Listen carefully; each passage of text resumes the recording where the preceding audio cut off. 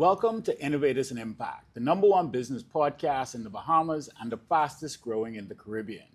This is the show where industry trailblazers, creative minds, share their secrets to success. Each episode, we sit down with leading experts from diverse fields to uncover how cutting-edge ideas and powerful communication strategies converge to create remarkable impact. From CEOs to thought leaders and entrepreneurs, and media moguls, these creatives, our guests, reveal the stories behind their successes and the success of their organizations. We also chat about the role that content, branding, and communications play in their journeys. So let's get ready for this inspiring conversation with actionable insights and a behind-the-scenes look at what it takes to lead in today's ever-evolving landscape. I'm your host, Ethan Quint. Our guest today is a certified financial planner from the Chartered Institute of Bankers in Scotland. He also holds a certificate in international trade policy and competition law from the University of the West Indies, Cave Hill, Barbados. He's a former senator of the Bahamas and is presently the alternate executive director for the Inter-American Development Bank for the Caribbean. We're so pleased to have on this episode of Innovators and Impact, Mr. Quinton Lightbourne. Quinton, how you doing, brother? Doing good, man. Thank you. It's a pleasure to be here. Great. Now, I have been watching you and seeing you on social media for a while. You're very active. It's always fun and inspiring to see young brothers doing some great things, man. And so I've always admired you. But for those who may not be familiar with who Quinton is, I just want you to share a little bit about who you are, what you do, for our audience. Perfect. Well, I always consider myself a very humble person. Come from humble backgrounds. I grew up in Nassau Village, Flamingo Gardens. I graduated from St. Anne's. But one of the very interesting things that I always tell persons is that, during my high school career, I was never looked upon as this stellar or bright student. And it's so interesting because I had moved in more or less as I was kicked out of Kingsway. And so I had to find a new school. And so I went to St. Anne's because my father knew the senior master very well, Mr. Preston Ferguson. And my father was like, well, Preston, I give you the authority to do whatever you need to do whenever Quinton stepped out of line. And so I went there, and when I went to St. Anne's, I had to repeat. I had to repeat grade 8. And so for me, at that time, I felt so upset and so bad. But I would say without a shadow of a doubt, that helped me in so many different ways. That inspired me and motivated me greater than anything else in my entire life. Because it made me feel and realize that, hey, I should not have to repeat. I should be able to excel. And that pretty much gave me so much momentum. And as I continued to grow at St. Anne's, joined Junior Achievement, did very well in JA, played on basketball teams and all of these stuff at St. Anne's. And it evolved. And it put me in a situation where when I graduated, I was able to get a 1-year scholarship to go to COB at the time. And I had a 1-year scholarship, and I was there for 1 year, and then I was elected COBA's president. That's the student government. And then as student government, you get a scholarship while you're the student government president. So I was like, okay, going year to year on a year-to-year contract. And so I was able to get a scholarship for my second year at COB. And during that time, I wanted to go up to school. I wanted to expand. And so I went to the Ministry of Education, the scholarships department. And I still to this day believe that they only gave me a scholarship because I went there every single day. Wow. I went to that office every single day and I asked to see the director and all these persons. And I was there every day. I was like, if a scholarship in here, I could get it. Nice. And so I was awarded a scholarship. I went to Lincoln University, studied finance, minor in accounting. And so it's very interesting that sometimes we have this thought process that, when you're in high school, if you're not excelling collectively, you do not believe that, you're going to be successful. But obviously, when you go to college, you begin to focus on a career, something that you love. And so I loved economics in high school. And so when I started to focus on finance and economics, it made me realize that, hey, I was pretty good at it. And so I excelled at COB, excelled when I went to Lincoln University. And so those are the things that I always tell persons because I try to inspire, because believe it or not, there's more average and below average students out there. But we live in a society sometimes where we focus and put the highlight just on the head boy, the head girl, the A student. But there's so many other students out there that need that encouragement and need the emphasis to be placed in them. Because believe it or not, they sometimes get discouraged.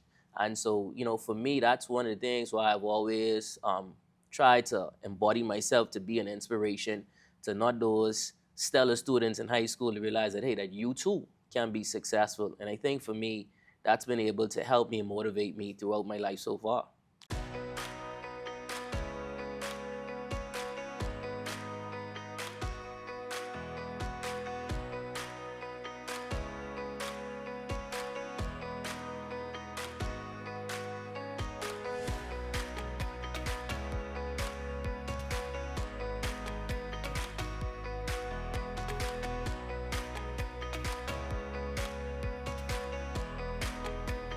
So as you can see, our team here is very busy with growing and harvesting produce.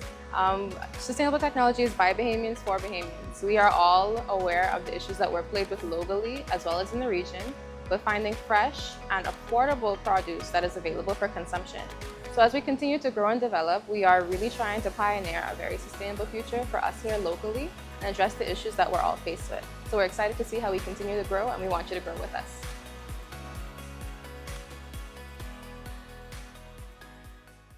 At Spectrum Surgical Center, we understand that undergoing surgery can be overwhelming, which is why we prioritize patient education, comfort, and top-tier medical care.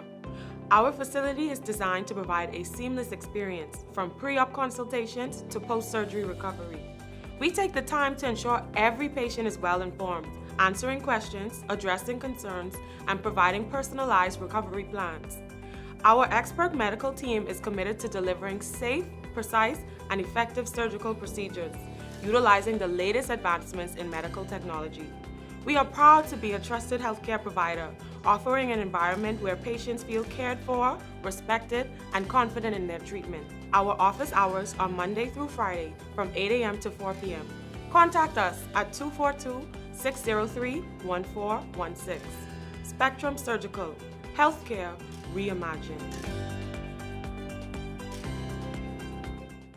Oh man, that's incredible. I was smiling because, as you shared, the thought that came to mind was, I wasn't the best. I always say my mom used to compare me and my sister. My sister was a bookworm, Oh, yeah. which is probably why she's a very successful doctor today. But I was one of those. I did enough to get by and not worry. I was an easy B student. I never really applied myself because it was kind of easy. But it wasn't until I actually found something that I enjoyed. And you said something with Junior Achievement. Like when I first joined Junior Achievement, I was like, oh, wow, this is awesome. Like, and that introduced me to entrepreneurship and business and networking. And so, I see some commonalities between our story because but what got me in that regard was that you had this aha moment when you had to repeat, right? What do you feel as though if that wasn't the case, you would have been as accomplished as you are today?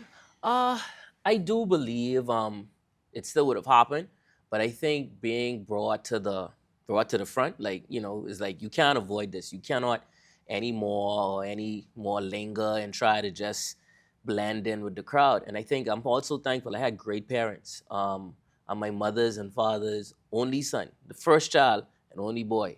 And so for me, I felt like, okay, a lot of pressure, a lot of emphasis is on me. And so I can't let my mom down. I can't let my father down. I know what they do.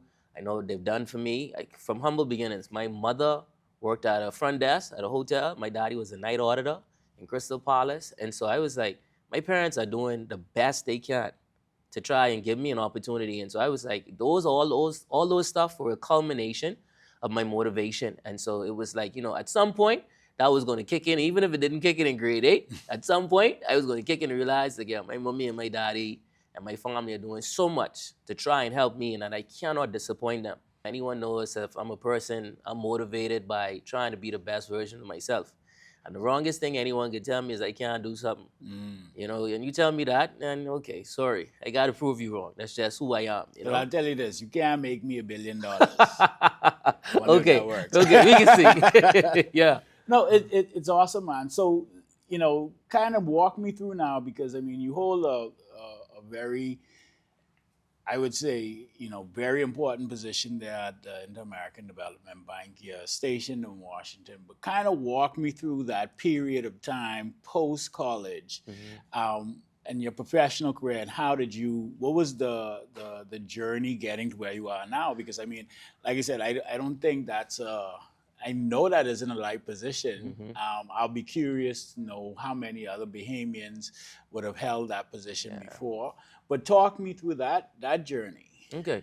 So after I graduated from university, I came back home, and I got a job at Credit Suisse in the wealth management department. I was a funds and operation analyst there for 5 years.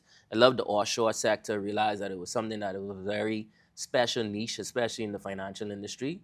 Liked it, developed. But then I got an opportunity to work at the Bahamas Investment Authority. I worked there for 2 years. I was an investment officer. I dealt with all the foreign direct investments that came into the country, preparing reports, preparing presentations for the National Economic Council, for investors when they come in, making sure that all their investment stuff. So that even gave me a broader outlook in terms of how finance looked. And then after that, you know, then I got an opportunity to work at a local investment pension firm. And that expanded my, you know, financial background and insight even more at Providence Advisors. And so I was able to work with someone who I look at as one of my professional mentors, Mr. Ken Kerr. And so these are the things that helped mold me. You know, during that time, I did certifications. I went to University of the West Indies. And so these are the things, it's a constant development. And so for me, that was one of the key things that I wanted to do, because I do believe that life and everything is progress. You know, you have to progress yourself as you go on. You sharpen your knife, you sharpen your tools, so you're better equipped and prepared for the world, especially from a professional standpoint. And realizing that, you know, who you are as a person, and, you know, we live in this day and age, as you know, with social media, I think people want to see someone who is genuine.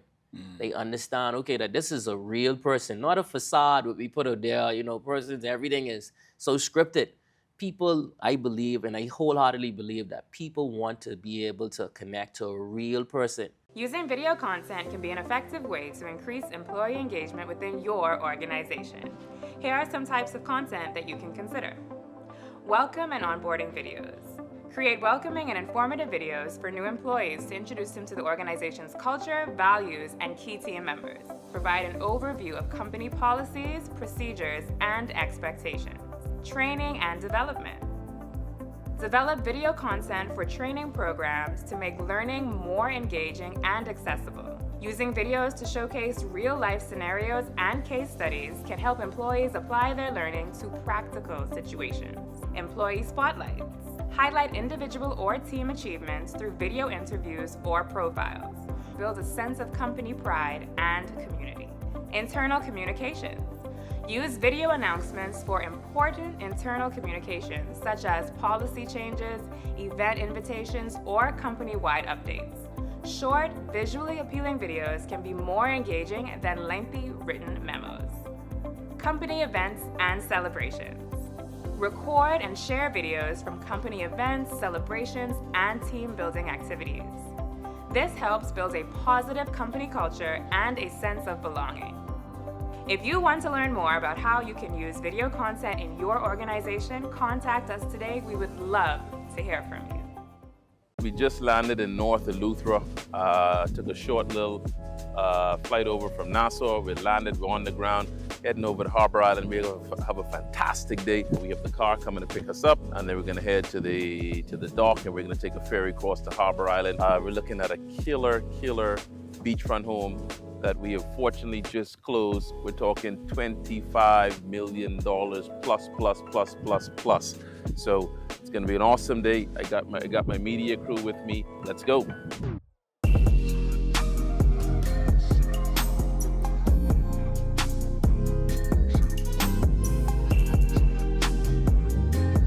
Check that out.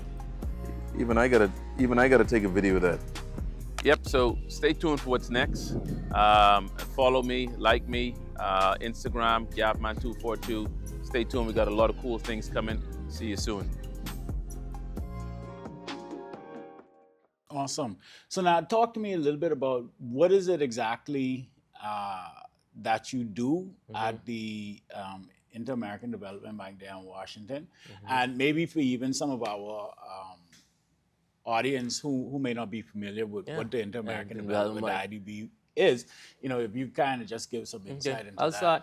So the IDB is the Inter-American Development Bank. It's a multilateral international bank that provides funding for developing countries throughout the Caribbean and Latin America. So if you're talking about infrastructural improvements for water, road, transportation, renewable energy, this bank, and similar to the World Bank, in terms they provide funding to ensure that countries are able to build and increase the standard of living and life for their population.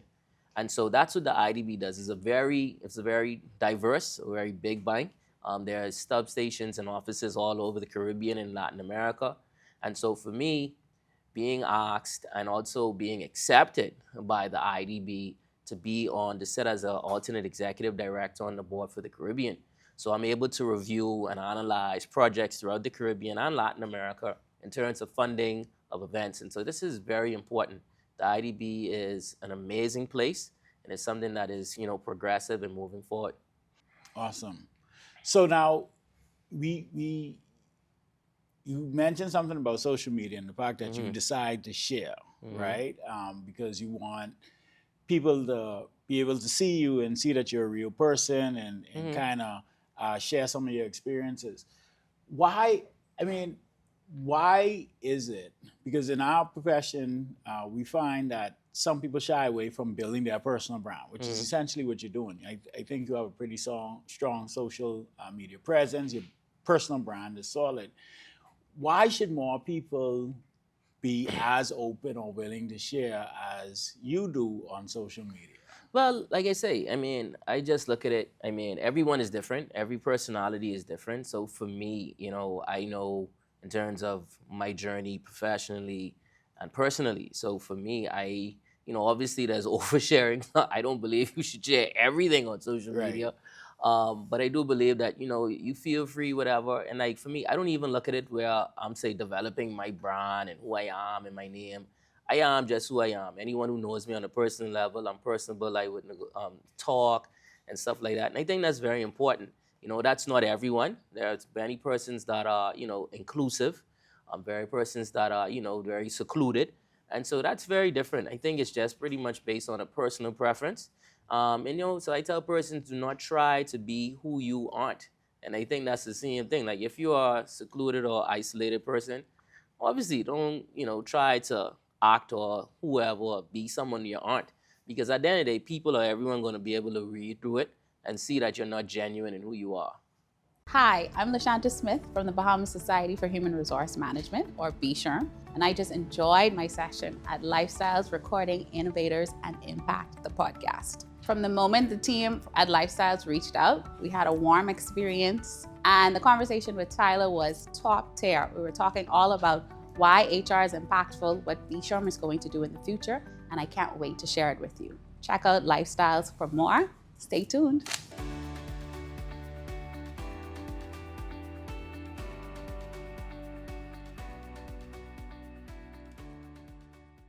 Bowflex Barbie Fitness, dedicated to empowering women to transform their lives through fitness and nutrition, partnered with Lifestyles Digital Media Group to produce a series of client testimonials. The mission of Bowflex Barbie Fitness is to become a global fitness resource, inspiring women to improve their quality of life while addressing obesity rates, particularly among women who make up a large percentage of this statistic. The videos conveyed each client's struggles, triumphs, and commitment, creating relatable, inspiring narratives that resonated with viewers and motivated new clients to take the first step on their fitness journey. The visual storytelling approach allowed Bowflex Barbie Fitness to demonstrate the transformative power of fitness and nutrition in a genuine way, positioning the brand as a compassionate, results-driven resource for women's health. By sharing these testimonials on social media and digital platforms, Bowflex Barbie Fitness strengthens its brand's authenticity and reach, reinforcing its dedication to combating obesity and promoting a healthier Bahamas and world. If any of this information is relevant to you or anybody that you might know, please follow us at Lifestyles DMG on all our social platforms, and we'll be more than happy to assist and help you get seen, be heard, and make an impact.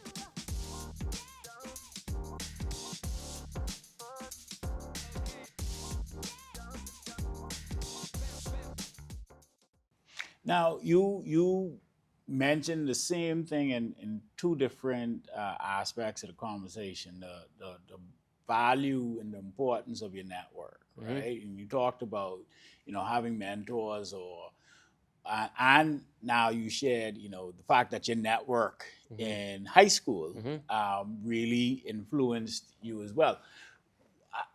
If somebody out there, whether they're in their professional life or they realize that, listen, I want to get out there, I want to do better, I want to change my environment, how does one go about really developing this network of like-minded individuals? Like, if they look around them now and everybody has the mind that where they are now, but they're looking to excel, they're looking to level up, for lack of a better term, how would one now start to build a network that's conducive for the life that you actually want versus the one that you have?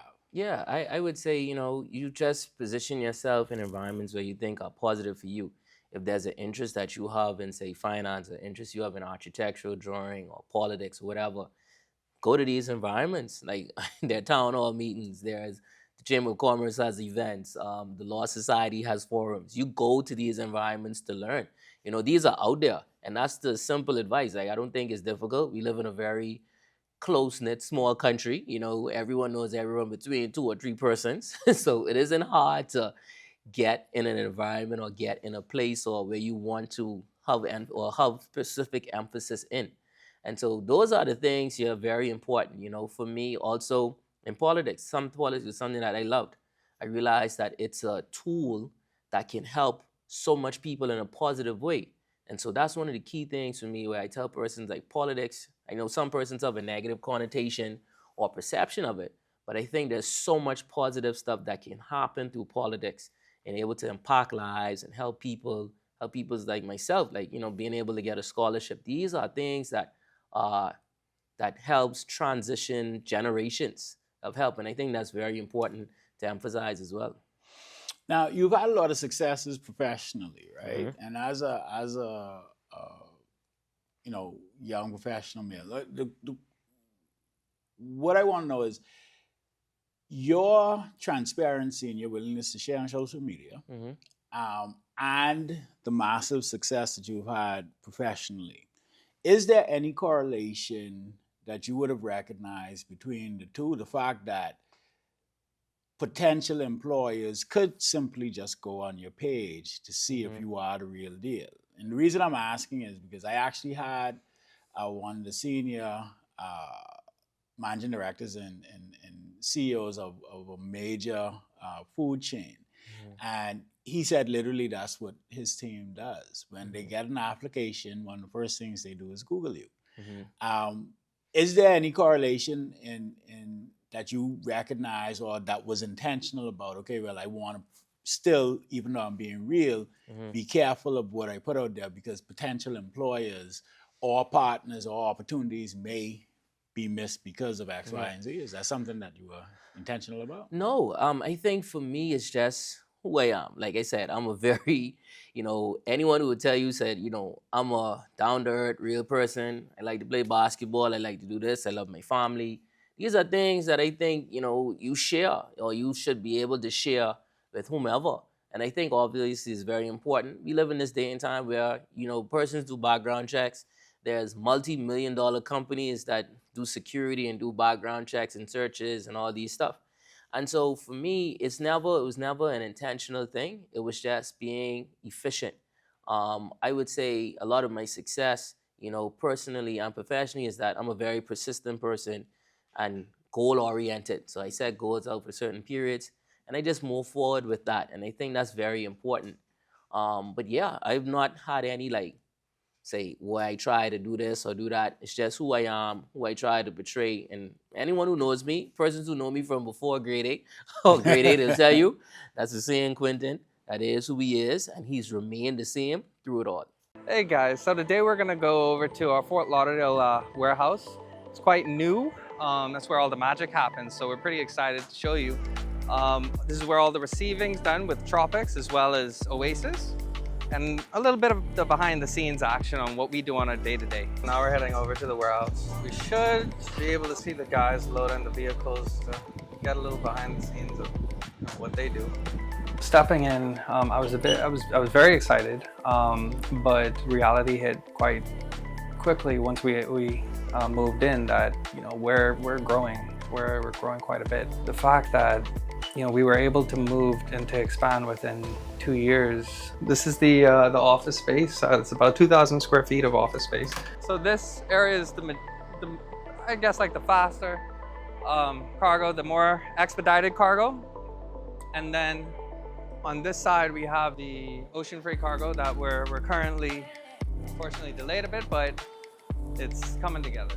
Everything's coming together. It's a bit empty right now because we just had quite a bit of flights go out. The location also provides more parking, which we need for trucking because that is currently an industry that we jumped into that's growing week by week, thankfully.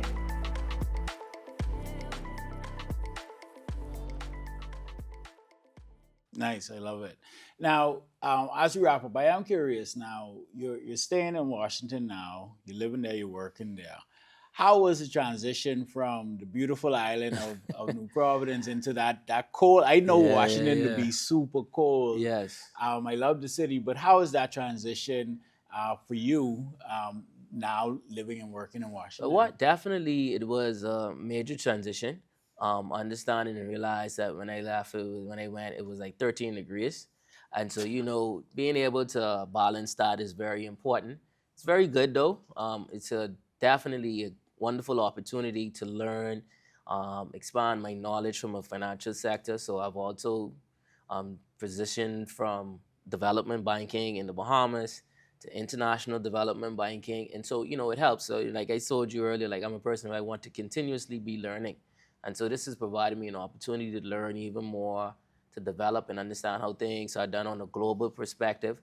And so that's very good. So I look at it from that perspective that, the transition, I was happy for it because I saw the change and saw the stuff that can happen from it, from a positive aspect. Awesome. Now, as we get ready to wrap, is there anything that you may be inspired to leave with our audience today? Yeah, definitely. Well, I would definitely let your audience know that, success is a continuous journey, and realizing that, you can achieve whatever it is that you want to achieve. Do not let naysayers or anyone tell you that you can't, because at the end of the day, you determine your success in the Lord above, no one else. And so for me, I would always encourage persons to realize that wherever you are, realize that you can pull yourself out of it, that you can be great, and understanding that, the world is your opportunity to be great. And remember that greatness only comes to those that go out and try to be great. And there you have it, ladies and gentlemen. We just wrapped up this amazing conversation full of insights. I told you it's going to be filled with insights, actionable insights that you can actually take and move as you innovate and impact those around you. So once again, I'm your host, Ethan Quinton. Thank you so much for your time and attention. Until next time, take care of yourself.